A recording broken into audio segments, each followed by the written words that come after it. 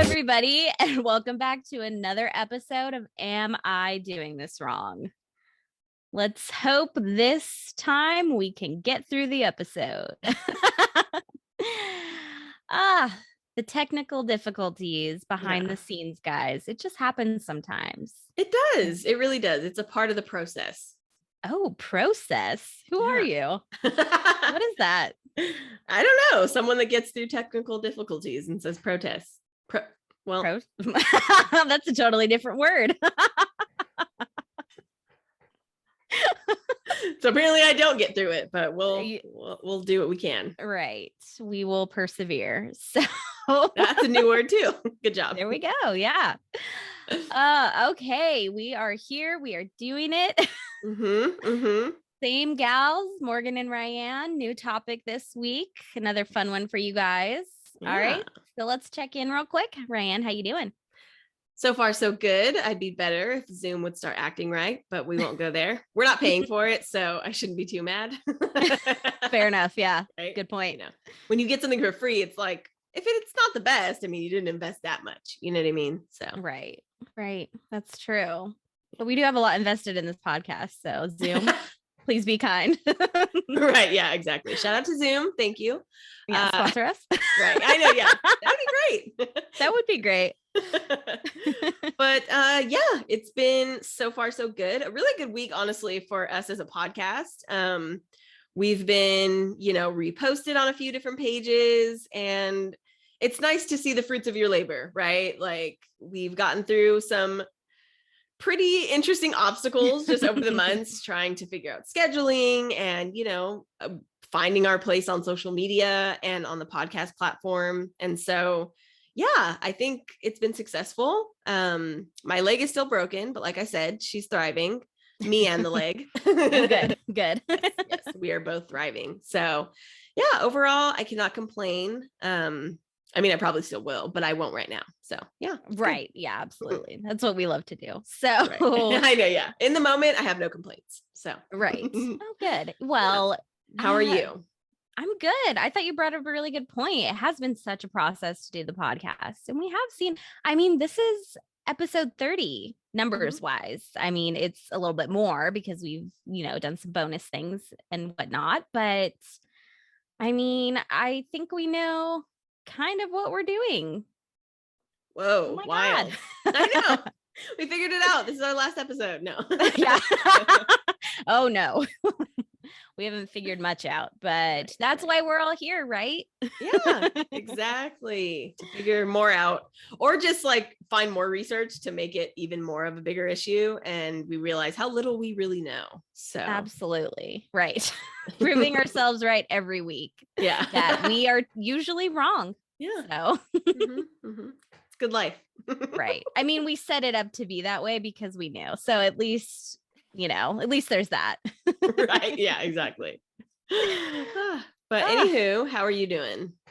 Good. Been good. It's been a good week. Excited for this topic. It was another fun one to research. Interesting. So yeah, looking forward to this episode. Hope you guys are too. Nice. All right, let's get into it. All right. So this week we are talking about dating red flags. Yeah. So here we go. Okay. So first thing I wanted to know was, why do we call it a red flag? Right? I mean, red means stop or bad, but I was like, why red flag? So I did look it up, and it's because red flags were used in the 1600s to signal that an army was ready to go to battle. In the 1700s, the red flag came into use as an idiom meaning a warning sign.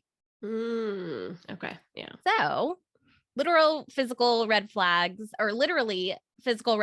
are used as signs of warning in many circumstances, and figuratively, we use them in reference to warning signs. Yes. that most of us ignore. Yes, absolutely. So, all right. So, what are some dating red flags? First of all, I just want to say that, well, no, there's something before the first of all, I want to say we are not experts. We are not doctors. We are just two friends trying to figure things out. And let me tell you that this research showed me that not many people know exactly what specific red flags are. Like there were so many different articles, and the amount of red flags were different on every article. So I wrote down some numbers. Okay. One article had 34, which I'm like, damn, that's a lot to keep track of. Another one had 17. Another one had 8. Another one had 19. Another one had 11. So we're going to go through some, but I'm sure there are others to keep in mind. Right, right. Okay, so let's get into this article. I picked this one because it had input from therapists. So I feel like, you know, we've got some good resources here. Okay. And this one is the 17 relationship red flags you should never ignore. Okay. So we'll go through them and see if we agree, if we're guilty, and so on and so forth. So, okay, number 1, red flag number 1. They rush a new relationship forward too quickly. So it then goes on to say this is popularly referred to as love bombing. Okay, love bombing becomes worrying when one person is trying to manipulate the other into a situation of dependency. Yeah. I've heard of that term within the recent years, love bombing, which it's really nice in the recent years how we have like terms for things now because you know what to look out for. Like before, it was just like, oh, this is just like the honeymoon phase. And there is a difference, right? Like there's a difference with, just like being infatuated with each other and really like wanting to get to know each other versus love bombing, I guess, which is much more. I feel like this can happen like on a night, right? When like people are like, you really get me. Like, man, like I've never connected with anyone like this so quickly, you know, like it's a lot of those types of like, okay, this is new, you know, you're laying it on thick. We'll say that. Right. And I know this is like a fun, lighthearted episode, but I think this is like a precursor to situations of domestic violence.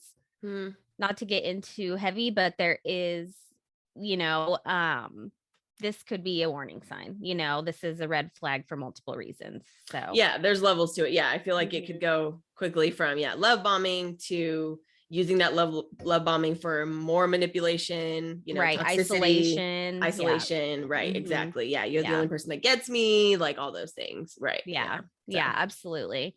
So one thing they recommend is remember to check in with your body. If you feel anxious about your new partner moving at warp speed, it's probably a sign to pump the brakes and examine where your feelings are coming from. So trust your instincts. Trust your gut. And don't be afraid to, you know, let people down. Some people need to be humbled in situations like that, you know, like, continue. Right. We'll get into it, but continue. All right. So the next one is they describe all of their exes as crazy. Oh my gosh. Wow. That's like a glass shattering moment. Right. Yeah. So some relationships end so badly that we're still sour about the ex years down the line. But if your new partner spews vitriol. Ooh, that vitriol. Word. I know. Vitriol. I think it's vitriol. At any and all of their quote unquote crazy former lovers, every chance they get, it's a good clue that they are the problem. Right. I know. Oh, that's a good one. Yeah. I think it's just like a lack of self-awareness, maybe, you know, like you can't, no one's totally blameless in every situation. Right. Exactly. And I do think also that we're kind of coming into a time where we're not using the word crazy as frequently for everything, right? Like it was very common for, you know, in the early thousands, oh, that person's crazy. Oh yeah, they're crazy. Like what they're doing is crazy. I feel like it's kind of moved toward weird now. I feel like I hear people saying weird a lot more. And again, like Yeah, especially if they're using it to describe the relationships that they were a part of. Like, where does that leave you? Like, what were you in this situation? Yeah, so that's an interesting one. Yeah, like I said, that was a glass shattering moment. Like, I definitely remember that from past, not even just past serious relationships, but just like meeting people. They're like, oh yeah, just got out of a relationship. Like, that bitch was crazy. And I'm like, okay, I mean, that's a lot for a bar, but Right, exactly. Yeah. And it just leads to more questions in my mind at this point. If someone's saying that, I'm like, okay, I've got like 10 follow-up questions now because I really want to get into like the details here. Right. And let me assess from my outside perspective and let you know who's crazy here. Right. Yeah. Yeah. And I've even heard like, your crazy matches my crazy, like I've heard people say like that kind of stuff, like especially in internet culture. Yeah. And so, yeah, it's like, okay, well, if they were crazy, like what kind of match were you, like, right. Exactly. We all can do crazy things. Right. Yeah, exactly. It doesn't make our whole being just this crazy, tornado of a person. Like, right. Yeah. No, exactly. All right. Number 3. So I agree with this one big time. They're rude to people in the service industry. Oh my gosh. We've talked about that. Yeah. This is a huge red flag. I mean, we say all the time, like, everyone should have to work in customer service at some point in their life because that's really where you learn to treat other people when you are, on the other side of it, when you are the customer or the visitor, whatever the situation is. Right. You have to understand, like, these people are just trying to do their job. No, exactly. I literally was having a conversation yesterday with my coworker about this because we have a mutual friend who is like one of the people that like always sends their food back at restaurants. Like they like do it like notoriously. And Morgan knows, like, I have a few experiences with just like past friends and stuff like that. And like at this point, I literally will not hold my tongue. I'm not going to sit in a restaurant while you complain about every single thing about the restaurant. Like, then you should just leave. Like, honestly, like I will take the side of the waiter. Like, well, what's wrong with it? Well, why did you order stuff that you don't like? Right. Why did you order? Right. And I do think it's okay to say like, oh, this isn't what I ordered or something, like, I do think you are paying for something. Like, you do want what you paid for. Right. Right. But you don't have to be rude about it. No. Usually they're the ones who are bringing something to you. They didn't prepare it. Like, right. So miscommunications happen all the time. Right. As long as, exactly. As long as the intention is to actually get what you like want and like get what you, like, as long as the solution is to actually find a solution. Do you know what I mean? Right. Like, if the you're solution, being a dick to be a dick. Right. That's exactly. very apparent. And that is not cool. Yeah, exactly. Yeah. If the solution for you is that you get your food paid for free, like, you know what I mean? That's not a solution that like, I'm going to be okay with. No. And one situation that I can just remember, the person that I went with, they ended up getting their food for free and taking it home, mind you. So it was just a real like ridiculous situation. But then I got stuck with the tip and I was like, okay, so now since you've gotten yours for free, now you're not even going to shell out for the service. Like, he came over here like 6 extra times for you.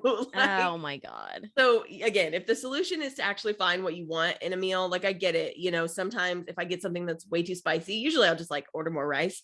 But if I get some, or something that's just like way different than what I thought, okay, I totally understand. And usually, the service industry is also understanding of like, okay, sure, like I want to get you something you're going to enjoy. Right. But yeah, that's a big one. If you like walk into places and you're just like rude, or you just like, again, like, it's just like the social cues of it all. Yeah. If you're not realizing, like, if the person is really busy, right? If it's like a really busy night at a restaurant or something like that, and you're just like lollygagging around the menu, like, let them go. You know what I mean? Like, let them go, do their thing.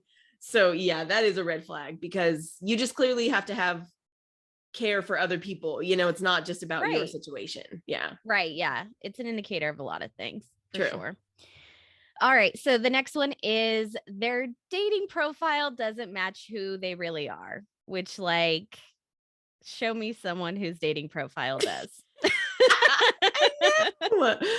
I know. I mean, you don't want to get catfished. Like, don't be so far off, but like, everyone's using like their best photos. That doesn't like actually, what? Okay, I've gotten feedback from my current partner that I met off of Hinge. He said my pictures didn't do me justice. He was like, your pictures, like, I was like really happily surprised when you showed up because I actually wasn't sure for your pictures. However, I will say though, I did this on a purpose. Like what I look like when I go to weddings or when I go like out with a, a special night with me and my friends, like we go to Vegas and stuff. I used those pictures for a while, but that's just genuinely not how I look on the daily basis. I look way better for this podcast than I do on a daily basis. That's true. We do get ready for these recordings. That's very right, true. Right. So, and it's a light beat. Like, if you're tuning in on YouTube, you're like, really? That's not the baseline for your day. Like, no, this is, so I will say me strategically, I wanted to make sure that like I use, and like, I am much more of a quirky, awkward person than any like nice, suave picture of me would like ever represent. So like, yeah, I use like quirky photos and like, I didn't use like my quote unquote best photos, but that was because the type of guys that I was attracting were like Instagram model people that I was just like, one, you're probably not real, right? You're probably catfishing me. Right.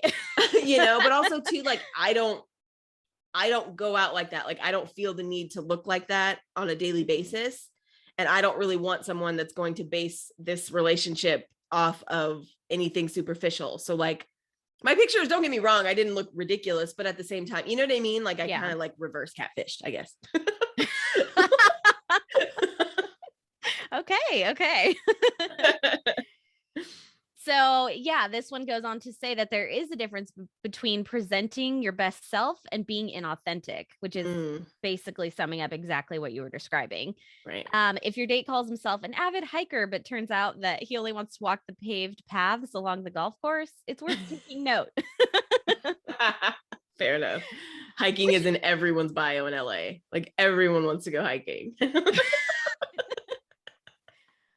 True. That's true. I would never put hiking on my profile. No. Come on now. Look at me. But that's true, right? If you are like an avid hiker and then you see someone say that, and so you're thinking, oh my gosh, we're going to have so much to talk about. We could swap stories. This is going to be great. And then they have nothing to say. Right. Exactly. That's true too. It's not just the photos, it's the description. Yes, exactly. Yeah. You're doing yourself a disservice, really. You're setting yourself up for meeting someone who is really into said hobby. I know even for myself, like I'm a huge sci-fi fan and I read books. And so that was stuff that I put in my bio, but meeting my husband, he was like, oh, cool. Like, who's your favorite sci-fi author? Like, I've been reading this guy for like 16 years. And I was like, I like Alien. I mean, that's a good movie, like, so even that you just have to, but again, I still don't feel like I was misrepresenting myself because it is things that I really do like to do. But right. I'm just saying, even when it's truthful, you're bound to meet somebody that's like, that's the thing that I love so much. Let's talk about it all day. And you're like, okay, I'll try. Yeah. Right. Yeah. Well, at least you have some interest in the topic. At least you will listen to what he is talking about most and not be like falling asleep most of the time. But no, correct. There's a line. Yeah. Right. Yeah. Yeah. But no, correct. Yeah. Good point. All right. So the next one is the way they express anger makes you feel unsafe. Ooh. Yeah. Yeah. So anger is normal. And if you're in a relationship, it's pretty much guaranteed that there will be times that you want to bury your face in the nearest pillow and scream. We all fight. Any kind of relationship, there's fighting. If your partner gets so angry, they punch a wall or break household items, they have the potential to escalate those behaviors in the future. Yeah. So be cognizant. That's true. I know. And that's the thing too, like what your norm is might not actually be healthy. I think for me, like I didn't grow up in an abusive household, but some of the things that that I had like kind of secondhand experienced through friends of the family or close people around us, I think I just, because my family was always the family that people went to, I kind of like allowed some of those norms to be okay, because it's like, well, it's okay as long as you have people around you to support you.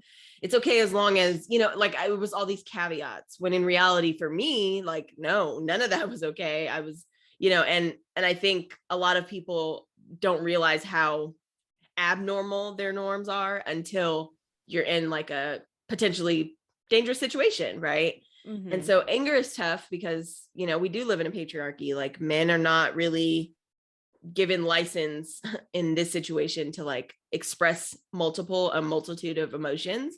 Right. So a lot of times if men express anything other than, you know, anger or, you know, happiness, people are kind of confused. They're like, why are you crying? Or like, why are you sad? Or, you know, all the other things. When in reality, hopefully there are steps to their anger, right? Like sometimes you're sad first, right? Or sometimes you're hurt, you're, you know, heartbroken, whatever. But like the jump from happiness to anger is actually crazy toxic. Like that's actually toxic. You know what I mean? Like I get you can be upset about something, but allowing it to just be like from 0 to 100 is something to like note. You know what I mean? Like a red flag, right? Exactly. Right. It doesn't it might not mean everything, but yeah, something to take pause. Take pause. Yeah, definitely. The next one is that they don't listen to you. So, and it goes on to say, we're not talking about your partner forgetting to pick up eggs or needing to be reminded of the name of your Aunt Beverly's new husband again. This is about significant aspects of yourself that you share with your partner, like your interests, traditions, people in your life who make you feel whole.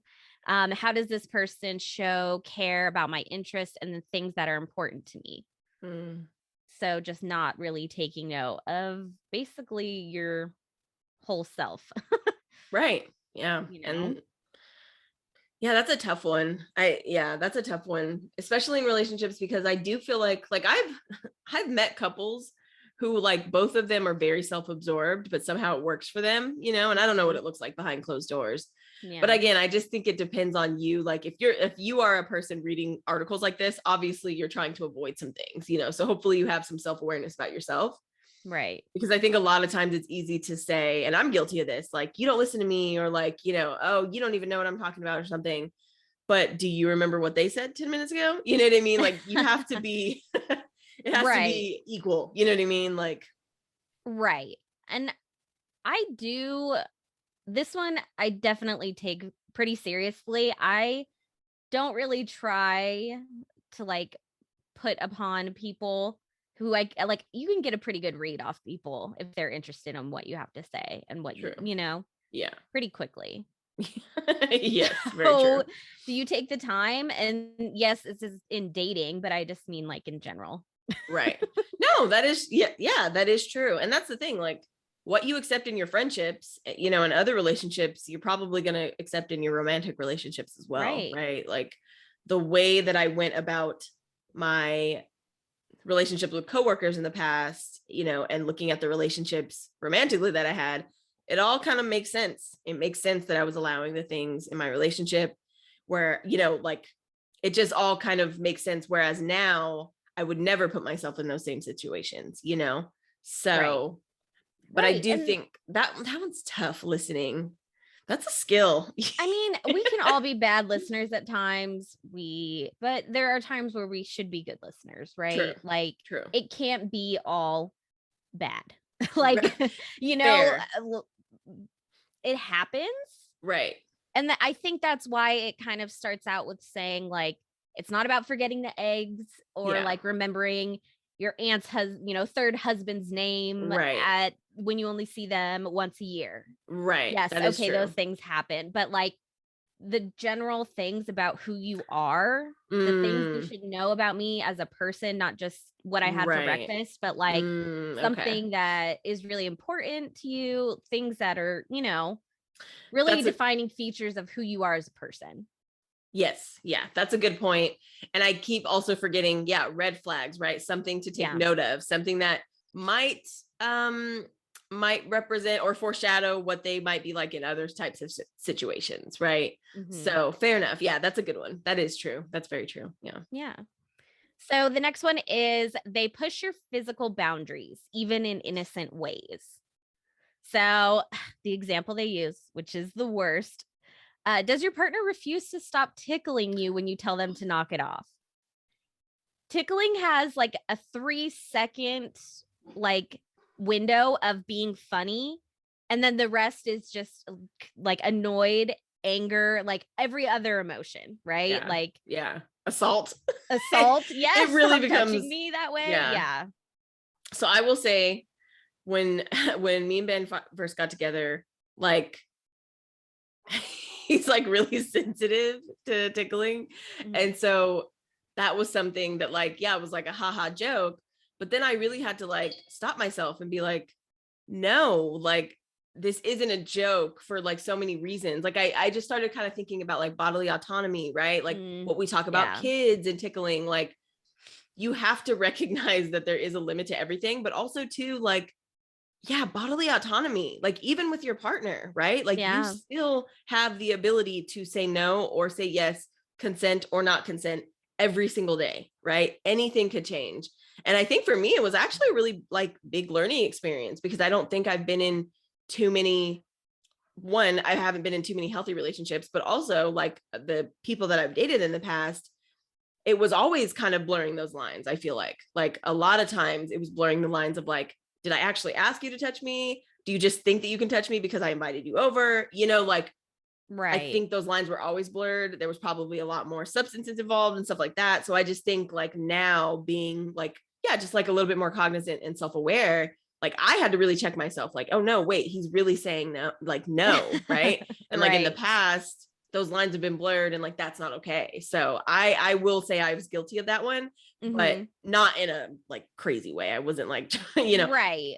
But I've seen people like tickle in public and I'm just like, this is awkward. Like it is awkward. And as you were saying that, like, I think as long as you are both comfortable with the amount of physical like touch that's happening, like some couples are super heavy PDA wherever they go, like, I don't know, like you want to hold hands, but if we're like at like a function with all of our friends and stuff, like don't be hanging all over me the whole time. I don't know. You know what I mean? I think it depends on the couple. It does depend on the couple, what you're comfortable with. Right. That's what I'm trying to get to. Right. And also too, like, and again, self-awareness, like it all goes back to that, because I do, like, I've been in those situations, where like you're around people that are very PDA, and I don't know, I've just also seen a lot of people like write off as like say that things are okay when they're actually really not, they're just doing it to appease their partner because they know if they don't do it, their partner is going to like be upset, right? Like, oh, you don't want to be around me. I've definitely seen that. And I've seen the, like the outcome of it where it's like super awkward. But PDA is so, it's so interesting because it's like, it's a part of culture, but also when it's happening, people like around you are kind of weird about it. And I'm okay with PDA, but I do notice that we're not like that. But also too, like being a part of like festival culture, like club culture, rave culture, like that's just so normal. Like everyone's doing it, like literally, everyone around you. So I also think it does depend on the setting, because you know what I mean? If you're just like, I don't know, at Applebee's or something, and you're just like, I mean, I guess if you have a booth, it's okay. I don't know. We've just convoluted this one so bad. Like, I don't know if we know what's right or wrong at this point. I don't. PDA is tough. PDA is tough because I think it's usually the people around that are going to, they're going to give either the approval or the non-approval. And I feel like I usually just see non-approval, but I don't know why that is. I don't know. It doesn't really bother me when I see people kissing. I usually just look away. I'm not like that's what is weirder to me. I'm like, why are you staring at them? Like, just don't look at them. Them. Just really give them like a really freak them out.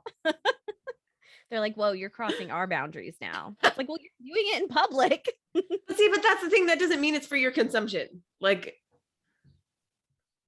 that's my point. Out there. Okay. It is out there, but that's not fair. I mean, that's like saying, what she's wearing warrants like old guy staring at her, right? Like, not necessarily. Oh, yeah. No, I didn't. You know what I mean? That way. Yeah, no, that's a good point. Yeah. But that's usually how it comes off, because I see people like, oh my gosh, do you see them? And I'm like, yeah, I saw them. And now I don't, because my eyes work in many ways. Like, So, but again, it's also yeah, I feel like it's situational. It's also Right. cultural, right? Some cultures Yeah. are like, no, you do not do that. It doesn't matter how Right. long you've been married or together, you know. So that's interesting. What's it like in Europe? It depends on the country. Okay, fair. It depends on the country. But Okay. what's it like in Europe? I'm just wondering. We now. also kind of diverted. I mean, basically, this is your physical boundaries from your partner. We've gone like a step further. So the next one is you're hesitant to introduce them to your friends. I like that you said friends and not family. That's what it says here. That's Mhm. what the article says. That's true, though. I mean, my friends know me most, right? Like, they've been there for you've been there for all the wild, craziness. All the phases. So all the phases. I mean, this is the approval that you want, right? So if you're hesitant to bring them around your friends, that's got to be a big something inside you. I think this is going back to trusting your gut. Something is telling you that your friends wouldn't approve, right? Yeah. And unless you have shitty friends, there's also oh, that's true. You know what I mean? Like, yeah, I know I won't say names, but I do know someone that was dating like before they ended up getting married, and they were a little bit skeptical of inviting their friends to meet this person because their friends are just like not the most supportive people. They're also kind of jealous. They were also worried that they would like hit on them. And I was just like, I just think this says more about your friends than it says about anything about the person you're with. You know what I mean? So that's a tough one, right? Like, hopefully your friends are like reliable people or just people that you enjoy and that actually know you best. You know what I mean? Because I do think there's a difference of meaning on the word friend. yeah. So that's kind of tough, but I totally understand why it's a red flag. When I brought Ben around you and your parents, like first before anyone, and like, that was important to me because I was like, what do you think? Like, what is the situation like? Like, what do you read from it? And that kind of gave me the confidence to bring him around my family and, everything else. So yeah, that's true. You would probably do friends first. I know I'm not like easy to to first get along with. I'm like, who are you? What are you doing with my friend? I got my eye on you. Like, I know that I come off harsh like that, but I'm like, you better be a good one. I mean, hey, I don't have time for this, Yeah. So no, that's fair. And that's the thing. Like, I'd rather you be harsh than like be really lenient and, date another cult leader vampire. You know what I mean? True. Fair. Yeah. All right. So the next one is your friends don't want to spend time with them. So you've brought them around your friends now. Your friends have decided, no, we don't like this person. And they don't want to be around them. Yeah, again, I was just realizing this. I don't really know what it's like to have that many straight friends. I just realized that within like the past few months. I was like, I don't really know what it's like to actually be around a lot of straight people all the time. Because I hear that there's like jealousy and stuff in that situation. But all I know is that with gay guys, which is like the majority of my like friend group, like if they don't want to be around you, something's wrong with you. I'm sorry. Yeah. Like, even if you've got like a weird like vibe to you, but you're just like kind of living in your own truth, they'll still love you because they're like, yeah, they're weird, but like, I love it. They're about that. But like, if gay guys don't want to be around you, I'm sorry. There's just something, I can't trust it. There's just nothing like the honesty of a gay man. Right. And they will call it like they see it. And it's true. Yeah. And they're usually right. I know. Yeah, exactly. Yeah. They have like the bullshit detector. And that could be very helpful. So no, exactly. I still remember before Drew and Eli met Ben, they were like, oh, who is this? Like they never really mentioned him much because they just hadn't met him. But like we're together the whole time that I became friends with them. And then finally, like Ben came over to their house one time. And like, I just remember literally within the first 10 minutes, like Eli pulled me aside and he's like, oh, I totally get it now. Like, Ben, yeah, I love it. Like, and I was like, yeah, you have to like meet him. Cause I understand, like, I am a big personality. I'm a lot. So like, either it could go two ways, right? Like either like they support me and they're great and like we both kind of have our own thing going on, or, you know, they might be toxic and like trying to steal my shine or, you know, or whatever, you know, and like it could just, it's gone both ways in the past. And so I understand now what to kind of look for, red flags.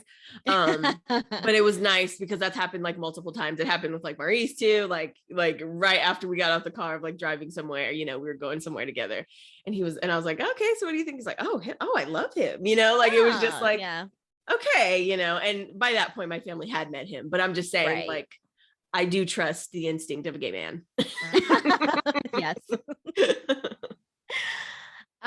Okay, the next one is they put you down even in a teasing way. Nope. Is that negging?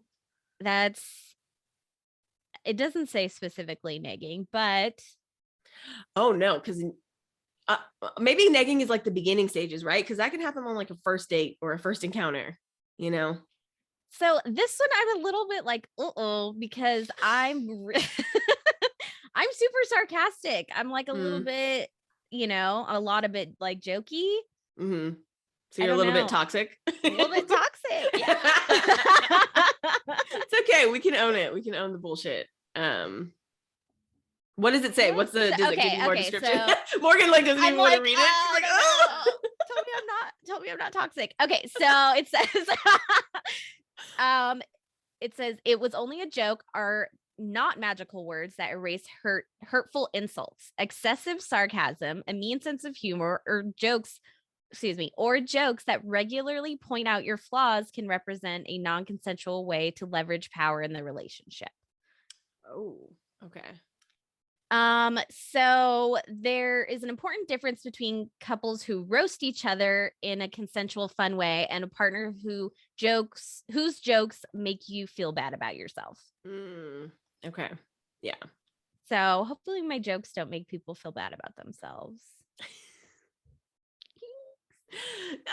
No. First of all, yeah, that's when you said to leverage power, like, yeah, now I'm understanding, like connecting the dots between why this is a red flag. So yeah, there's a difference. Also having a rapport with people and like being able to say those things, like that's why I was saying like the meaning of friend or like, you know, friendship or relationship is so different depending on who you're talking to, because if we have a rapport, like we can joke about those things. I would say most of our jokes are deprecating in some way, right? But we have that rapport. Like if I didn't know you for 12 plus years or whatever it is now, like, okay, yeah, well, the things that I might say to you, you know, even me saying like, you're a little bit toxic. I mean, if this was like the first month of us meeting, I'd be like, excuse me. Right. That's true. Like, you know, bitch. Yeah. Yeah. I mean, true. I am toxic, but you don't know that yet, you know. Right. You don't get to say that. Right. Only my close male gay friends get to say that. Yeah, exactly. Right. Exactly. So yeah, I was just trying to think of some like examples, like to visualize what this looks like in my head. But I do think like negging is like the beginning of that, because I almost feel like negging is kind of like trying to push your buttons, figuring out like what is going to make you, like what is going to like get to you, right? If you're not a person, oh yeah, go ahead. Let's just say the definition of negging real quick. So it's the practice of giving backhanded compliments and generally making comments that express indifference toward another person, usually a woman, in an attempt to seduce that person. So yes. Anyways, continue. Sorry, right, to clarify. Yeah, it's like, you know, I met a lot of really cool people tonight. You know, you're cool too, but you know, it's like it's a lot of those types of sentiments, right? And I do think that, you know, hindsight and you know, kind of just looking back on my own relationships in the past and stuff, like we've talked about this, like negging is effective. It really is, because if you are a sarcastic person, right, like you can kind of give that back. Yeah. I've been in a situation where I did meet somebody on a dating app and this person like was constantly negging and I just didn't really recognize it for what it was. Also because I didn't have self-confidence about myself enough to like say like, actually that's fucking rude. Like you shouldn't say that. When we finally met up in person, it did not go over the same, because I was like, okay, you're just like blatantly being an asshole, you know? And he literally said, yeah, you were a lot more fun on the phone. And I'm like thinking, Oh, okay, because I let those things slide. Like, that's why you're saying it was because it was okay for you to say it. And now that I'm not allowing you to say those things, now it's a problem, right? Right. And so definite red flag for sure. Also because he took me to Yoshinoya. So yeah. yes, Oh, same so guy. many red flags. So many Flag, red flag, flag. Yeah. Okay. So the next one is they gaslight you. So gaslighting is emotional manipulation where your partner twists reality, makes you doubt your perceptions through denial or by blaming you. Not only is it abusive, but it's very difficult to identify. Yes.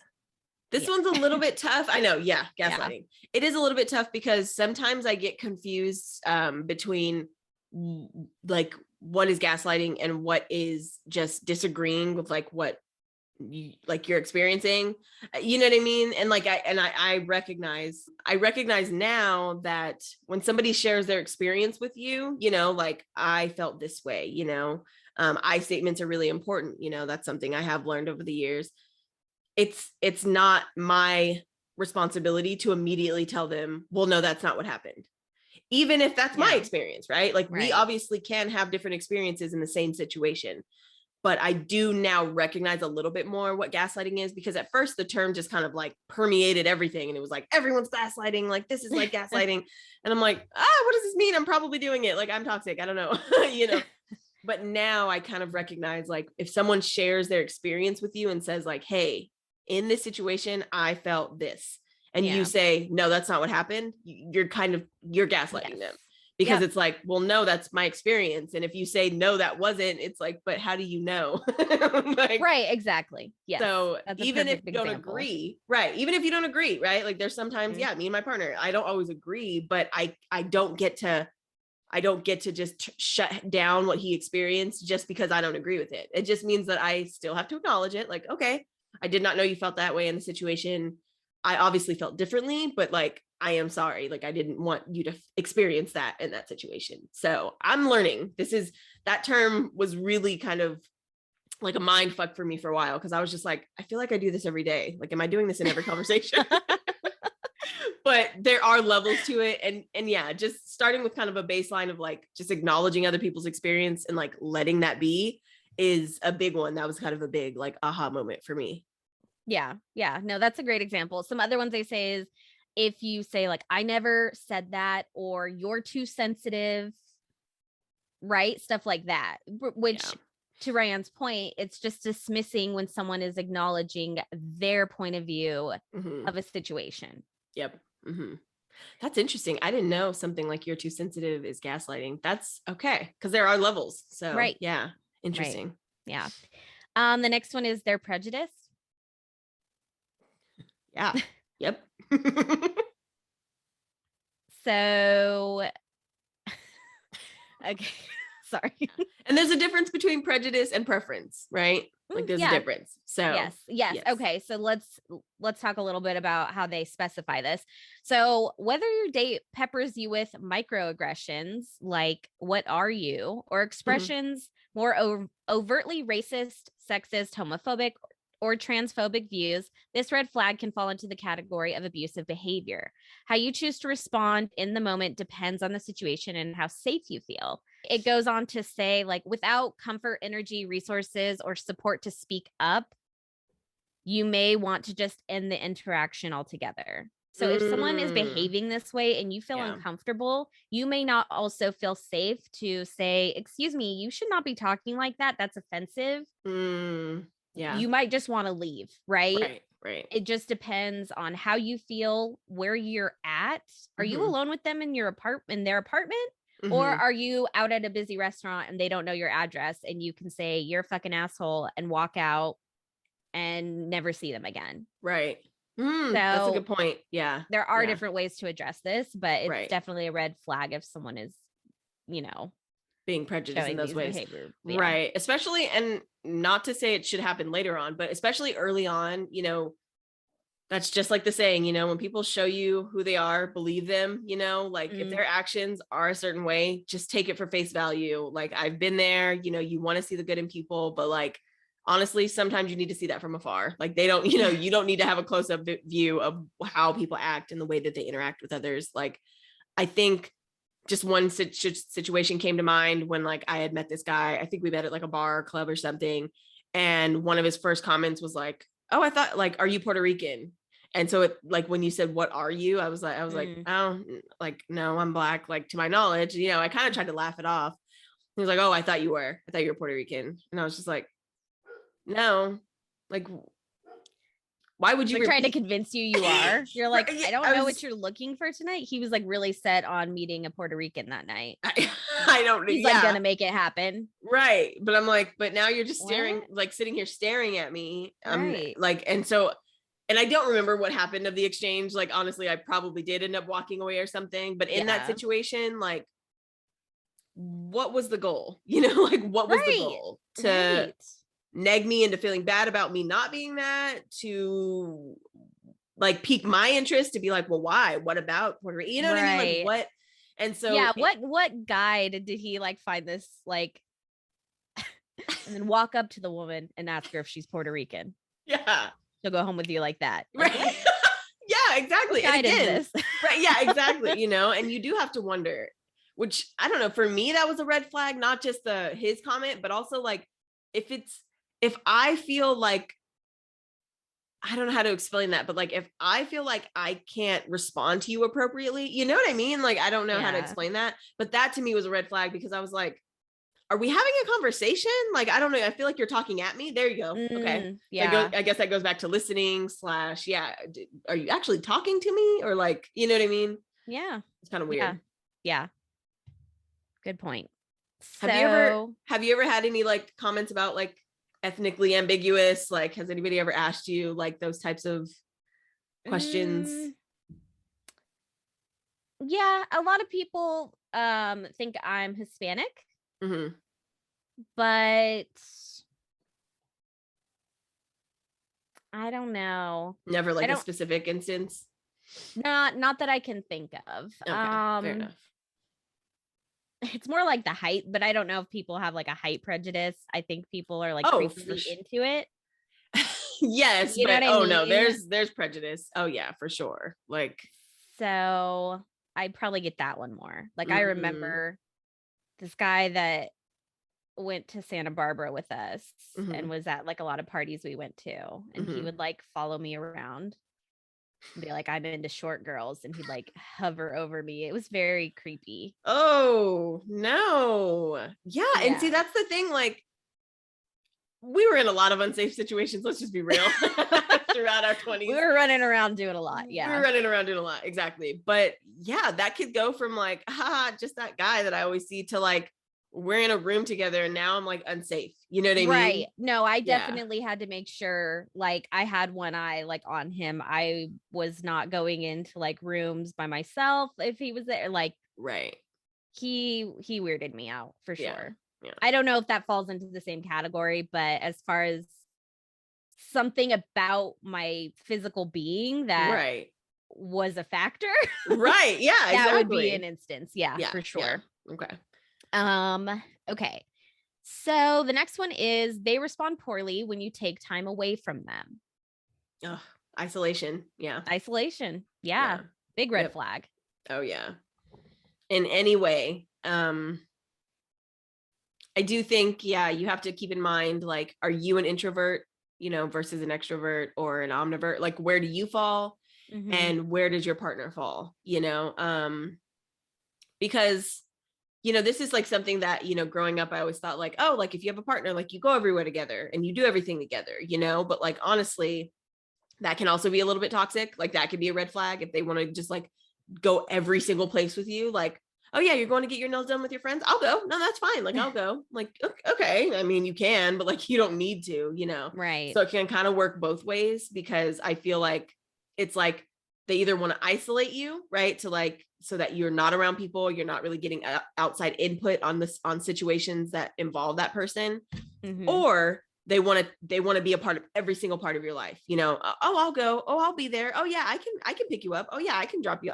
Like, okay, why though? Like, why do you need to be a part of every part? So But yeah, just being cognizant of like, if you're an extrovert and you're dating like an introvert, you kind of need to be aware of that. Like, is this person actually a sociable person? Right. Like, I think that's something on dating apps people get kind of caught up in, because it's like a lot of people use dating apps because they are introverts, right? They still want to meet somebody, but they're probably not going to meet somebody out in the, just like hanging out in the wild, in the wild, yeah. Right. Yeah. In the jungle with all the rest of us. But if you're an extrovert and you find somebody that's an introvert, but they're really great, you also need to recognize that like they should just be okay with you doing things. Right. But it doesn't mean that they also, that they always want to just keep you home. You know what I mean? Right. Right. And I think it has to do with trust. Like, you should be able to go out and you have relationships with other people, with your friends, with your family. You should be able to go and do those things while that person does their own thing, whether it's staying home because they're introverted or going out with their friends, going out with their family, doing all that. There should be a level of trust there that everyone's going to be able to come back together and be okay with it. Right. Fair. Yeah, exactly. And like when you go out and you hang out with friends, that, like say your significant is there, that's not really time spent together. Right. And so I do think that it's important to note, like, that's why I don't think it's necessary for your significant other to always come on like your friend outings and stuff. Like, I don't think they need to completely infiltrate like your friend groups all the time, because they're not friends with your friends. You know what I mean? Like, they can be, and like, it's great when it works out that way. But if it doesn't, I don't think you need to force it. Like, you shouldn't feel bad that your significant other doesn't want to be around your friends all the time. Like, you want to be around them, like it's a balance, you know what I mean? And so I feel like that one is kind of tough sometimes. But again, it's just like when it becomes like an isolation factor, when it's like, you're going out too much, or you're doing this too much, like you're too sensitive, right? All those types of comments is meaning that there's like some like limitation on it, right? Like, right, there's some cap that you've exceeded, and it's like, I didn't even know that existed. Like, what, like, this is just what I do. So yeah. So next one is, they rely on you as their sole support for serious mental health issues or past traumas. Big red flag. Oof. I know. Yeah. So while your partner should be supportive, they can't be like the only shoulder that you lean on. It's just too heavy. It's too much for one person to take on. And Ryann and I have talked about this a lot. And Ryann and I are both in therapy because we have things that we are trying to work on that we know is nobody else's responsibility except our own. And while the people that we love and support us know what's going on, we can't solely rely on them for answers and for help and to carry that burden. Right. And so you have a responsibility to seek whatever help you need in order to nurture these healthy relationships. Yeah. Well said. Yeah. I don't have anything to add to that. That was great. Yeah. No, yeah. But it's true. And then you can, I think this can be a manipulation tactic as well. Because if you're putting all of this heaviness onto some other person, you're making them now feel like they have to be the one to fix it, solve your problems. And this is where we turn into the love bombing. This is where we see no, you can't go out with your friends. I'm in this moment of need and I need you to be here with me. You're the only one who knows and understands this about me. Yep. Exactly. Those are all tactics. Those are all manipulation. Oh yeah. That's a really good point. Because that's just what I was thinking. Like, now I carry the weight of your mental health. Like, no, I cannot do that. Also too, comments like, you're the only one that understands me. No, I don't want to be the only one that understands you, like, that's not okay. That's not a normal thing to say. And if that is the case, and if I am the only person that understands you, that should trigger introspection into yourself. Like, why do I feel like there's only this one person that I just met, right? Not the entirety of my life. It's not like they're my childhood best friend, but like, why is this the only person that understands me? Like, what about me is so mysterious, that like no one else can crack the code? Like, to me, that just seems like classic manipulation tactic, classic toxic, partner. And no, I don't want to be the only one that understands you, because I probably actually don't, you know what I mean? Like, it just seems it's more of just like trying to put more claws in you and keep you around, rather than actually trying to build something like sustainable, Right. Right. Yeah, exactly. So number 15 is they're at a very different life stage than you are.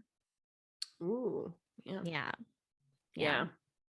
So there's nothing wrong with a potential match who wants to quit their job and spend the next 5 years living in a van, so long as that's what you want to do with the next 5 years of your life. So, oh no, go ahead. Yeah, I was going to say that's a good one, because at first I was thinking age, and then I was like, well, let me hear the explanation. And yeah, you could be the same age and be in two completely different places in your life, and want completely different things. Right. Yeah. Yeah, exactly. And the example goes on to say, but someday she's going to want kids or a house over van life. And so if that's what someone is looking for, that's not going to align. No. Even if right this second you're like, I like them so much, I'll make this work. That's your end goals need to be similar. That's so interesting. So one of my coworkers, they've been married quite a while, to my knowledge, like, they have kids together and stuff. And they recently moved into an RV because her husband is going to retire in about a year. And I asked her, I was like, oh, that's like so cool. Like, how do you like it? And she's like, I don't really like it. And I was like, oh, okay. And then she was like, I think maybe it'll be different once he is retired. She was like, but it's fine. But they also have like two younger kids, like their kids are 11 and 14, I think she said. Oh. And so I was just thinking, like, so you're going to be in an RV for a while. That's a commitment, And they do travel, like he is in the military. So like they do travel and stuff. But I was just kind of thinking, like, that's a lot of years in an RV, and you're kind of already like, over it. You know what I mean? They just moved in like last year or something like that. And so I was just kind of thinking, like, even though you're married, you have kids, you have all these things, like it still does feel like maybe your idea of what life is about to look like for the next like 10 years might be a little bit different. You know what I mean? Yeah. What do you think about that? That was just interesting to me. I just don't think I'll ever have the urge to live in an RV. That is my thought on that. Like, RV life is not for me. I'll put that on my dating app profile and it'll be 100% true. I am 100% my authentic self by saying that I don't think I want RV life. Oh, that's hilarious. I don't think I do either. I would be interested in doing like a trip. A road trip? Yeah. Sure. Yeah. Yes. Like an extended one, though. I could do an extended one, I think, for a time. Right. But I don't want to live in an RV. No. I don't want to do that. No. No. Nope. But yeah, I think that's true. I mean, we know couples, we've talked about couples who, they have certain plans, and even though they love each other and they want to make it work, if you want different things, that can be a big issue. And it doesn't make one person better than the other. Right. It doesn't mean things end badly, but if you have goals that you want to achieve in your life, if there are things you want to do, if you want to have kids, if you want to buy a house somewhere that person has no interest in living or having kids or getting married, whatever the example is, then, long term, it just might not work. Right. Exactly. And I do think that that's important, because a lot of the steps that seem like the trajectory of like most like typical families or typical relationships, be in a relationship for a few years, get engaged, get married, have kids, buy a house, or whatever order you do it in. Like, it is great, but I do think it's important to realize, like, yeah, what about those steps are going to give you the life that you want? What about those steps are going to get you to the place that you want? Because yeah, moving into an RV, in my opinion, right? And again, maybe it'll work for them, and I wish her the best, she's a really sweet lady, but whatever about those steps that are, making her husband really happy, but are making her feel kind of about her life, it's compromise. And I totally understand that. And also in this housing market, like I can't really blame them, for like not wanting to pay rent for the rest of their lives. But at the same time, it gave me a moment of pause to be like, what about our lives, with me and my current partner? are we agreed on and what are we like differing on? And in most of it, we are pretty much on the same page. I mean, the biggest thing is that we're not having kids. And so I feel like that's really where the diversions happen, because maybe she wouldn't mind RV life if she didn't have an 11 and 14-year-old like running around. That's like, true. She's you know thinking what I mean? logistics here. She's like, Right. this is like a very small space for a family of 4. Right. Exactly. You know, Permanently. Right. Yeah, exactly. I expected maybe she was going to say like 15 and 17, which I was like, okay, Right.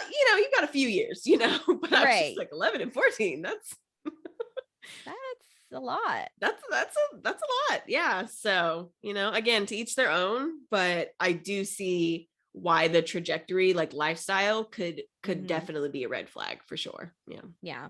Yeah. No, for sure.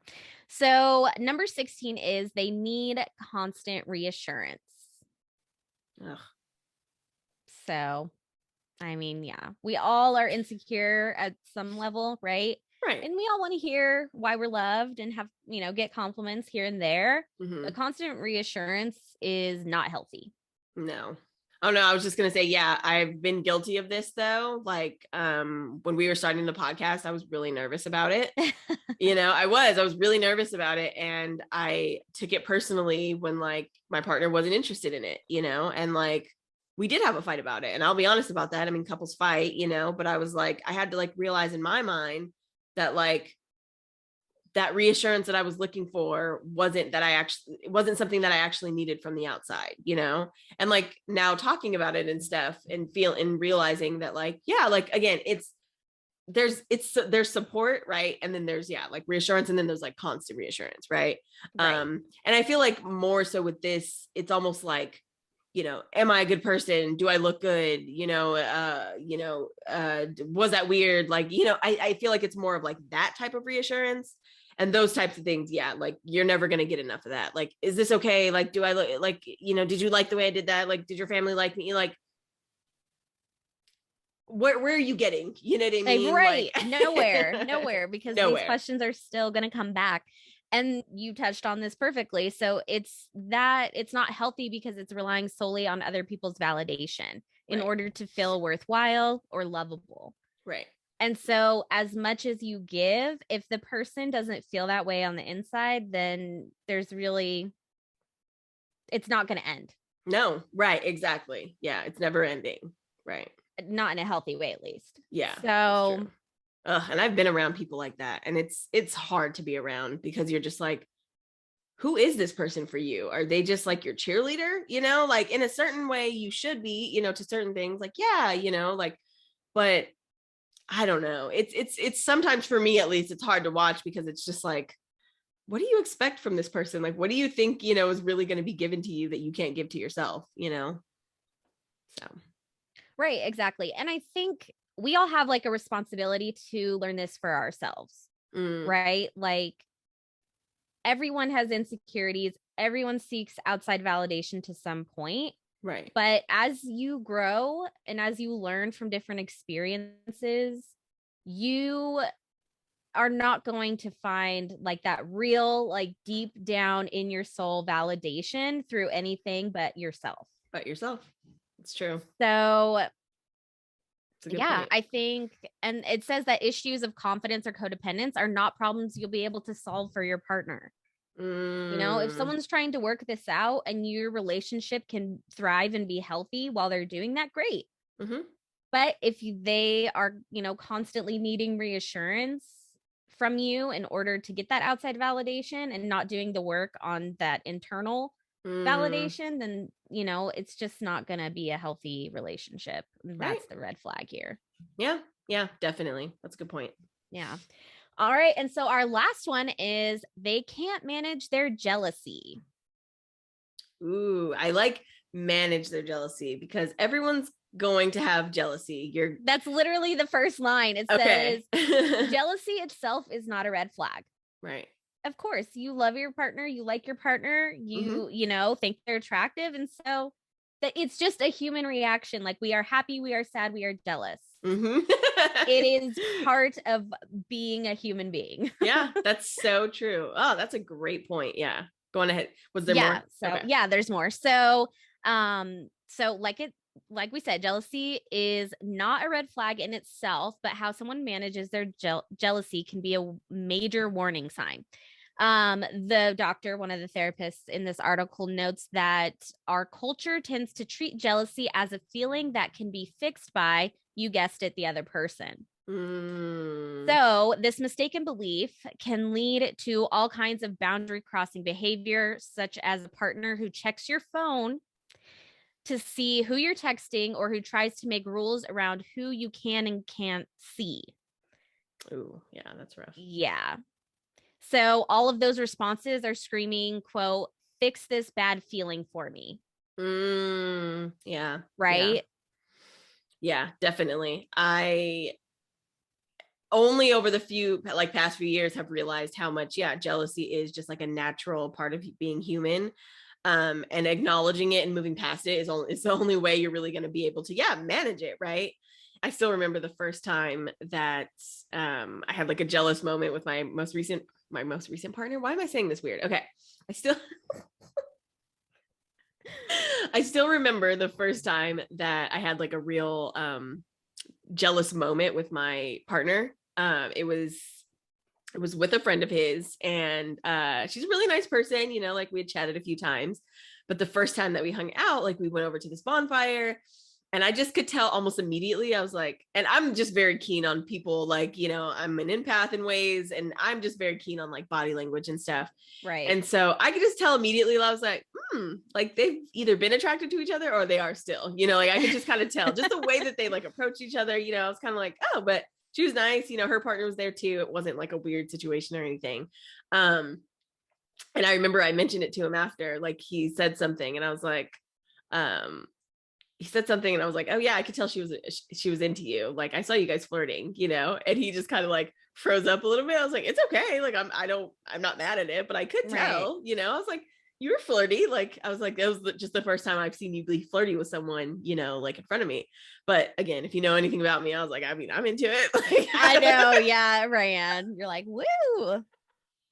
Got your drink stirring. You're like, eyebrows up. Yeah, right. I know. It was like a rush of serotonin. I was like, oh yeah. But for me, I did have to acknowledge, like, yeah, that was a moment of jealousy. Like, oh, I've never seen you flirt outwardly with anyone besides me, like depending on who we've been around. And so even if you're not like me in that situation, obviously everyone doesn't, have that type of view on, flirting with other people.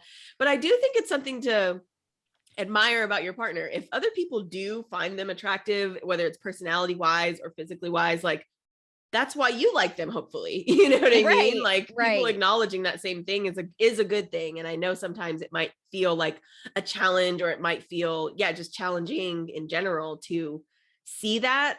Just remember that's why you're with them, like because they have attractive, features about themselves that other people will also find attractive. So, right. Yeah, that's a good way of looking at it. I like that. Yeah. Well, those are our 17 red flags. Like I said, there were so many different articles with so many different numbers, but I thought this was a good list. It definitely encompassed a lot of big ones. Yeah. But there were some subcategories that I wanted to go over because I thought these were interesting. So, all right. So the first one is online dating red flags. Okay. Like so for online dating, things to look out for. The first one is money hungry. Don't give people money online. Oh, that was... I thought you meant like if it's like, like out here grinding, like on the hustle. Cause that's stuff gets on my nerves. Ambition is I would say ambition is a good thing. Okay. But if someone is writing you on Hinge, asking you to like Venmo them some money, don't do that. Oh, for sure. Yeah. Or even like dropping a lot of hints about how like, I don't know, talking about like paying for stuff and like how it's going to be worked out. I don't know if you've experienced that, but I was just like, why are you bringing this up? Like, why is this a part of like our first interactions? Like, oh, are we going to split the check? Why are you even thinking about splitting? Like, who cares? You know what I mean? Right. You haven't even picked a restaurant yet. Like, calm down. Right.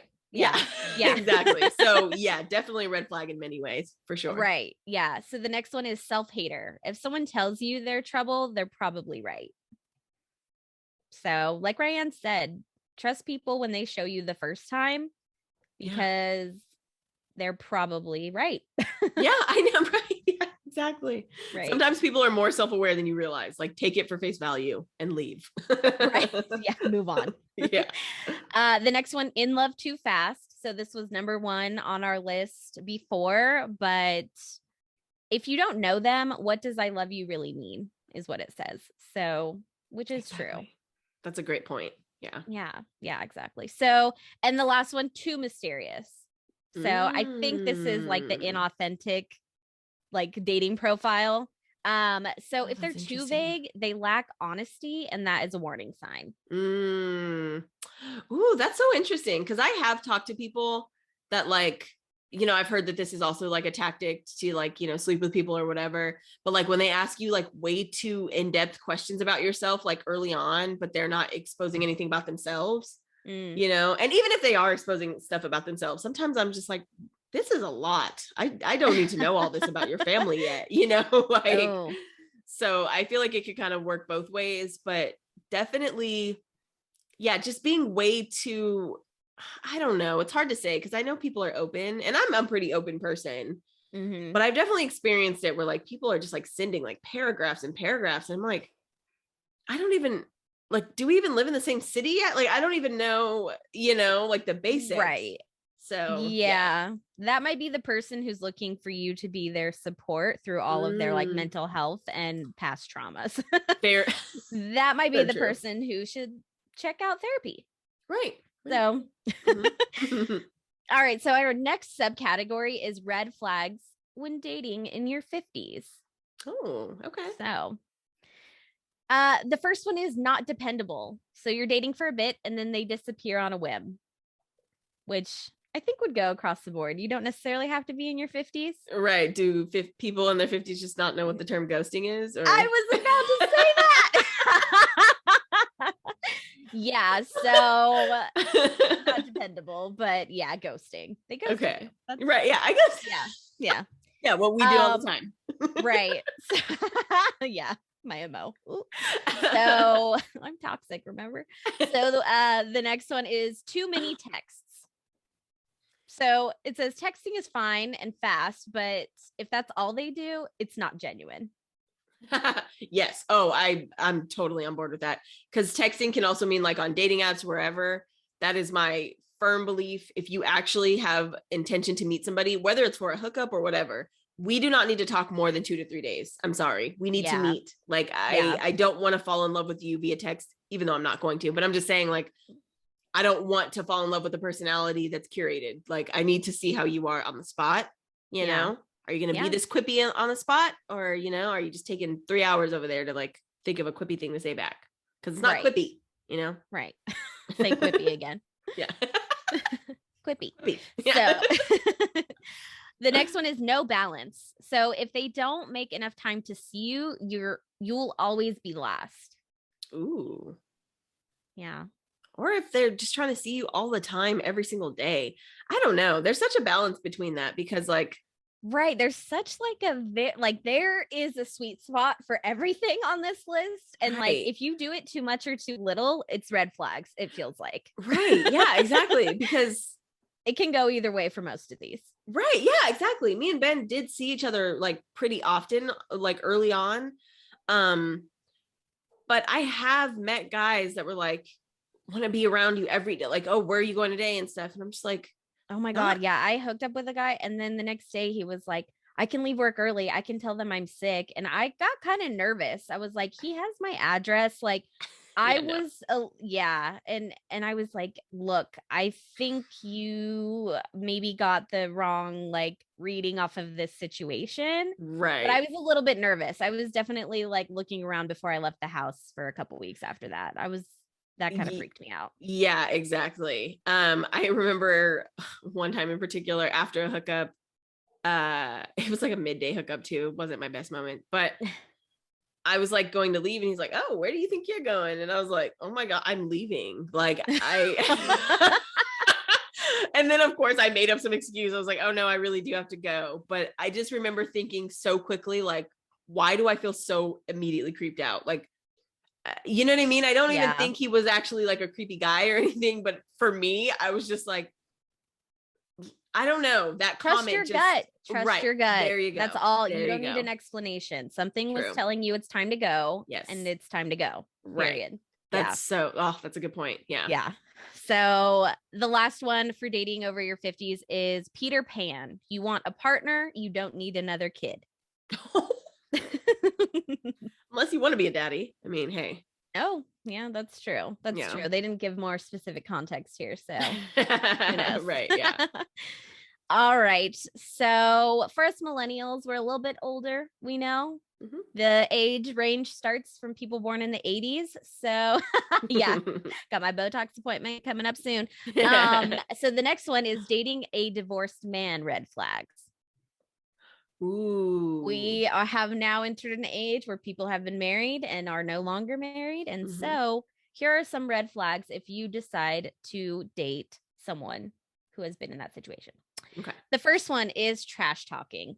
So this points back to all my exes are crazy. Yep. Trash talking. They are not healed and they're always bad mouthing their ex. Yes. Yeah. Yeah. That's unresolved issues. That's going to leak into your next relationship. You got to work on that stuff. Right. You have to work on it. Exactly. It's okay if you're like in a safe space with your partner to talk about things that have happened in the past, but it has to be like explicitly said. I really do feel like that's important to make sure that you know, like what we are about to talk about is like between me and you. I want to share these things with you. I don't think it needs to just be coming out all the time. Right. You know, I've been around people where they're like, oh yeah, my ex, like blah, blah. And I'm just like, you're just looking to bring it up. There you go. And I can feel that it's apparent. Right. That's a good point. Yeah. So the next one is blameless. If they can't take any responsibility for a failed marriage, they won't move on. Like we said, like things can end in a bad way and a lot of people can be at fault, but nobody's completely blameless in every single situation. Right. Right. Exactly. Yeah. There are abusive situations where you do feel like, even if, you know, maybe I should have left earlier. Maybe I should have seen the signs, but like it got really wild. I do understand not taking blame for like the abuse that went on. Yes. Like nobody deserves that. Every couple will fight and argue. So still taking responsibility to saying like, yeah, I stayed too long. I didn't know how to leave, you know, but even having that self-awareness to know that like you do have the option to leave is really important, because in abusive relationships, you don't feel like that, you know? And so hopefully once you get out, you realize, no, I do have bodily autonomy. I do have agency over my life. I can leave when I want to, is a really big, important piece to like having a healthy relationship moving forward, right? You know? With yourself and then with someone in the future. Right. Yes, exactly. Yeah. Yeah, absolutely. So the next one is, they call it biting. So sarcastic humor is one thing, but negativity paralyzes a relationship. So if they're just like, love sucks, then you're like, okay, so like we're dating though. Right.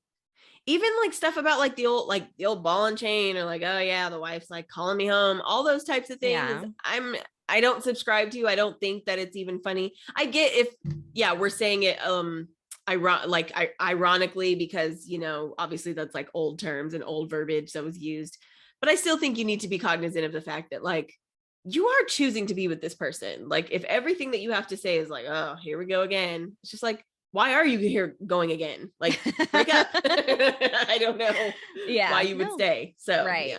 Yeah, exactly. And then the last one is disbelieving. So if they fear being hurt again and they don't trust, it's a losing game for you. So again, back to healing, right? Yep. Doesn't matter. It's not the same situation. And if they constantly put what they've been through on you, they're never going to see you for you, you know? Yeah. So, yeah. All right. And then the last one is dating a narcissist, red flags.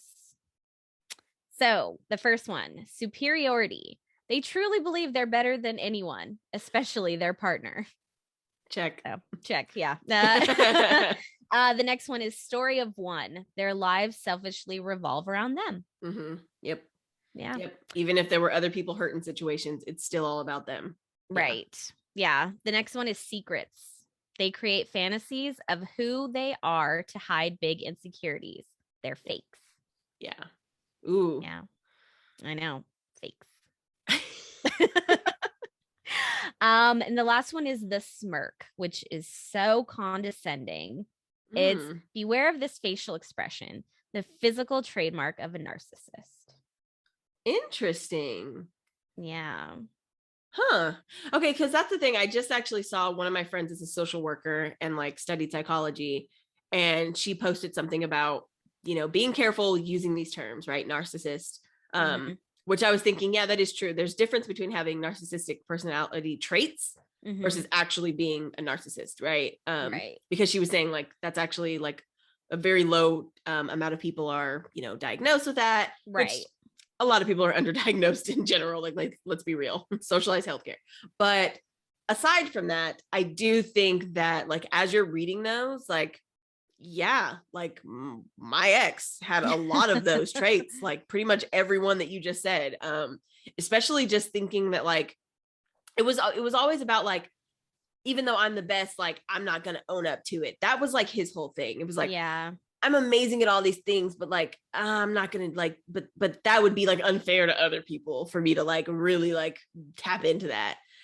You know what I mean? And so it's just so like, could you tap into it though? It would be really great if you could be the best person on the planet. Like that. I just think that it would be really amazing to date that person. Like if you could actually tap into the amazingest parts of your personality and not like cry about everything else, it'd be really cool to date that person. That's all I'm saying. So yeah. No, exactly. And I think we're all selfish. We're all humans. We all are jealous. We, like everything here, we can all be toxic sometimes. Like, but I think there are some red flags here for a reason, right? So things to look out for. And, not to put like a huge downer on all dating all the time, I wanted to wrap it up with some dating green flags. Oh, okay. Okay. I like that. Yeah. So we have a couple here. So good things that your relationship is doing well. They're a good partner. The first one is they establish and maintain eye contact. Ooh. So establishing eye contact is important for letting someone know you care about them, what they're saying and what they're feeling. So this is more at the beginning of the relationship, and this has to do a lot with listening, right? Eye contact. Too much eye contact can be a little weird, but like a good amount of eye contact is an indicator, like, a nonverbal indicator that someone is paying attention and interested in what you're saying. Yes, exactly. And has genuine interest, not glazed over, not just kind of like staring at your face somewhere. You know what I mean? Like there's levels to it. Have you ever talked with like, you've ever been in a conversation with someone and they're clearly like studying your face? Yeah. Have you know what I mean? Have you experienced that where they're kind of just like looking everywhere and you're like, I mean, you're looking at me, but yeah, like, I feel like you're just like, analyzing everything, instead of actually like paying attention. I don't know. That's a weird thing to I explain. usually ask, I'm like, is there something wrong with my eyebrows? Like, what are you looking at right now? Like, I'll just say it. Like, what? Do I have something in my teeth? I ate broccoli earlier. Like, just tell me. Tell me. Yeah, like, what is it? Yeah. The next one is they honor your no. So if you say no, you mean no. No explanation needed, no further negotiation. Yeah, exactly. Consent is consent all the time. All the time. All situations. Yeah. The next one is they're open to having needs-based conversations. So being honest, being able to express what you need in the relationship, if you need support, if you need, I don't know what else. Probably mostly support, but like attention. If you need just to vent without opinion. This was a new one for me in my relationship. My partner did go to therapy for a while before actually meeting me, which was a really good thing for both of us, honestly, because it pointed out a lot of the things that I didn't realize about myself. And now in therapy, I am realizing different things, and it's not a right or wrong. It's just being aware. That's the biggest part. And for him, that was necessary. He was like, sometimes I don't need you to give me like advice, you know, it's not always going to be, it's going to be better because it might not actually be better. You know what I mean? And so that was a big one. Like, oh yeah, you're right. Like some people just want to vent without opinion, not judgment. You know, you don't want that either. Yeah. But without opinion. And I was like, oh, that's a new one. That's a really good point, you know, like, but that was, you know, him communicating his needs to me. Yeah. And me having to be like, oh, I actually don't know how to do that. Like, what does that look like? What do you say in those situations? Right. So, yeah. Yeah. Yeah. The next one is they know themselves well. A person who knows themselves well is likely to be more vulnerable. Yes. Right? They're not going to be the one looking for constant reassurance. They have worked on that internal validation. Yep. And they are able to be more expressive with you and maybe help you learn those things about yourself. Oh yeah. Oh yeah. I thought I was an open person until I met Ben and I was like, wow. But yeah, it's so necessary. And you also end up getting a lot better of reactions and responses from other people as well. Because again, right, like the best comedians are self-deprecating, right? Like if I can make fun of myself, if I can laugh at myself, it makes everyone around you just so much more willing to do the same, you know, Right. and willing to be honest. And we know this, even our conversations that we have. I mean, you know, we started a podcast, but it wasn't because we were having conversations with everyone in our life about these things, you know, like, yeah, we definitely can relate to that. So for sure. Yeah, absolutely. The next one is they communicate that they care about you, even when you're not spending time together. Oh, yeah. So there is some reassurance there, but it's not based on isolation, manipulation, right. You know, it's a healthy way of being expressive. Yeah. And sometimes, unfortunately, when you have been through bad relationships or, you know, toxic situations, you don't know whether to recognize something for a healthy, you know, situation, or is this the same thing that I've experienced? And I know for me, that was really tough because some of the things that I really liked about, you know, my past relationship, even though it was toxic, I was scared to ever have those things again with another partner. And it can look so different. It looks completely different. Like you said, it's not based off of manipulation. It's just based off of truthfully caring for you, like, you know, caring for you and wanting the best for you. And so just make sure that you don't write off everything that you liked about somebody just because they had toxic traits. It doesn't mean that every single thing about them was bad. It just means that the entire package wasn't good for you. You know what I mean? Right. Yeah. No, that's a good way of putting it for sure. So, the number 6 is they include you in long-term plans. I mean, that's a huge indicator of a good relationship. I mean, if you already have 1 through 5 going on and then, you know, they see future with you. Right. Yeah, exactly. And I've been around couples that talk in like the I, like they talk about like what they're going to do, you know, with like I statements. And it's always just kind of like, so are they going to, or, you know, like, I really want to do this. Right. Good, you know, I've been wanting to do this for so long. Like, yeah, I'll do that. And I don't know, to me, that's just kind of like an indicator. Like, I don't know if they see you long term, you know what I mean? Like, I mean, really? Yeah. So that's a good point. That's a really good one for sure. Yeah. Yeah. And the last one, they aren't solely focused on your physical relationship. Yeah. So yeah, we know. If you're a booty call, you're a booty call. Sometimes it doesn't grow from that, you know? Sometimes that's all it is.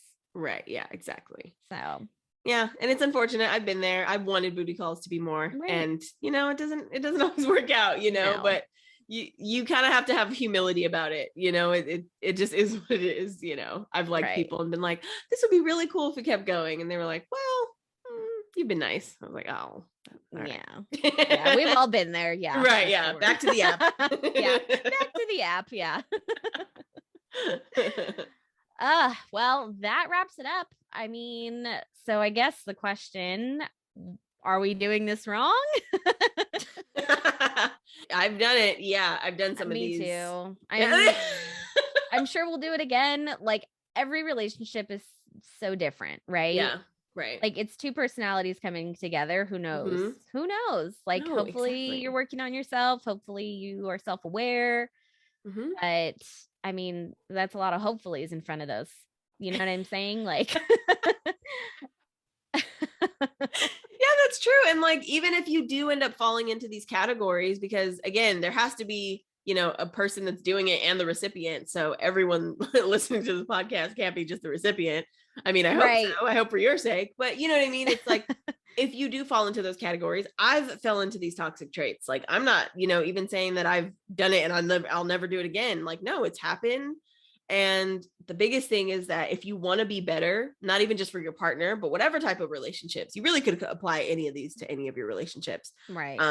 I've had people who, you know, were like, oh my God, we're like so close of friends. And I'm like, are we though? You know, like it could happen in so many different ways. And so as long as you're aware that like you could be that person, you know, like I think like, you know, I think it was a few years ago on Instagram, it was kind of going around. It was like, yeah, you have to like cut out toxic people. We talked about that. Yes. Cut them out.